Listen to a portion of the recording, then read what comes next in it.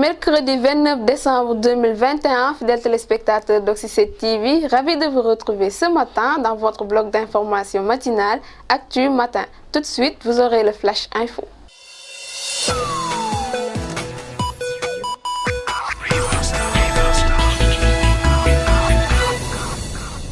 Mesdames et messieurs, bienvenue dans ce Flash Info que nous démarrons avec le refus d'inhumer une griotte à Pout-Dagné. Maître Hassan Diomandiaye et la CIA en colère contre le chef de village. La triste histoire s'est répandue comme une traînée de poudre. La rencontre africaine pour la défense des droits de l'homme, la Ligue sénégalaise des droits humains, Africa Jom Center et Amnesty International Sénégal se sont saisis de cette affaire. Elles ont appris la nouvelle par les médias pour le refus du chef de village de Pout-Dagné dans la commune de Noton-Diobass d'autoriser l'inhumation d'une personne du nom de Khady Faye, décédée le 25 décembre 2021 dans le cimetière du village au motif que celle-ci appartient à la caste des griots. Ce même village avait défrayé des chroniques en 2019 avec un fait similaire resté sans conséquence. À travers un communiqué parcouru par Sénéweb, hier, Hassan Diomandiaye, Alioune Tine, Sadir Niasse et Seydi Gassama condamnent fermement cet acte et interpellent l'État pour prendre des mesures strictes afin de mettre fin à cela. De nouveaux membres élus hier pour mener à bien la pêche et l'aquaculture. La pêche occupe une place importante dans la politique et stratégie économique. Elle contribue de manière significative à l'alimentation de la population, à la création de revenus ainsi qu'au renforcement de la compétitivité. Dans ce sillage, le ministre de la Pêche, Alioune Ndoye, en compagnie des acteurs du secteur, a présidé hier l'installation du bureau exécutif du réseau national des conseils locaux de la pêche artisanale. Actuellement, le bureau comporte 41 CPLA sur le territoire national, dont 63 membres et 3 coordinateurs. En 2020, à titre illustratif, le budget de la recette d'exportation est évalué à 262 milliards, relève ainsi le ministre de la Pêche. À Louga, le tribunal de grande instance condamne l'élève Biram Ndiaye en classe de 3e à 3 ans de prison ferme pour vol. Les faits remontent du 15 décembre dernier au quartier Medina Salam dans la commune de Louga. L'élève Biram Ndiaye, armé d'une barre de fer, a défoncé la fenêtre d'une maison nouvellement construite pour emprunter avec lui un poste de téléviseur, un téléphone portable, une tablette et divers objets de valeur. Après son forfait, le malfrat tente d'escalader les murs de la clôture de cette maison. C'est à ce moment précis qu'il a été aperçu par un passant. Alerté, le voisinage a vite rayé les lieux pour l'interpeller. À la barre, le voleur a déclaré avoir agi ainsi pour payer ses frais de scolarité. Ses propos sont loin de convaincre le juge du tribunal de Louga qu'il a finalement condamné à 3 ans de prison ferme.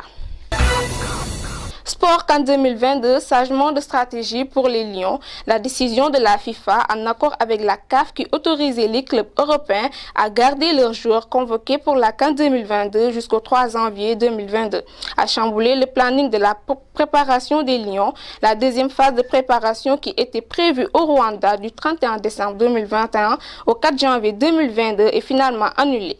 Ainsi, Aliou Cissé et ses hommes devront revoir leur stratégie pour mettre en place une équipe compétitive avant le début de la compétition. Actualité internationale, le massacre en Birmanie, l'ONG Save the Children confirme la mort de 2 de ses membres. Des employés de l'ONG Save the Children ont été identifiés parmi les 35 corps calcinés découverts le 24 décembre dans l'est de Birmanie. Les enquêtes relèvent qu'ils ont été victimes du massacre imputé par l'armée birmane. Les États-Unis appellent à imposer un embargo sur les armes. Voilà, c'est la fin de ce Flash Info. Nous allons revenir tout de suite pour la revue des titres.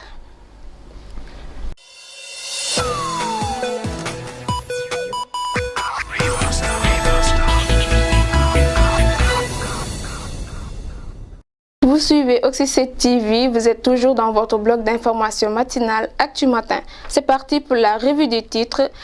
À la une du journal Le Soleil qui nous renvoie à la CAN 2022, 33e édition de la Coupe d'Afrique des Nations, un casting très électrique. Les poules à la loupe, groupe A, le Cameroun et les autres, groupe B, le Sénégal et la Guinée. Toujours à la une du Soleil, mise en circulation du terre, les Rufisquois jubilent, ce qui n'est pas le cas des taximans. 24 heures, le quotidien d'information générale, dans la parution de son journal 1404, nous met à la une le parquet national financier, le casse-tête de Macky Sall. Toujours à la une de 24 heures, Ziguinchor, Niassia sans eau ni électricité, une grande souffrance pour ses villageois.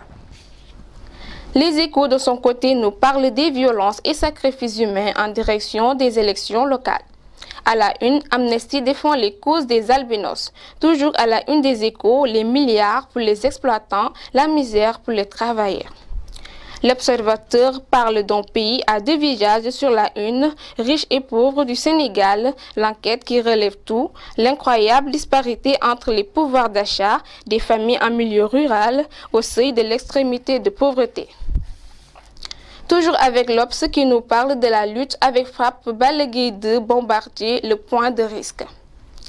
Le Témoin quotidien met à la une, le secteur extractif rapporte 185,2 milliards de francs CFA en 2020. L'info nous parle à la une de la baisse de la contribution des hydrocarbures. Par contre, l'AS nous parle de la faible contribution des industries extractives dans le PIB. Là, c'est la fin de cette revue du titre. Merci à tous de l'avoir suivi. Excellente suite de programme sur Oxy 7 TV.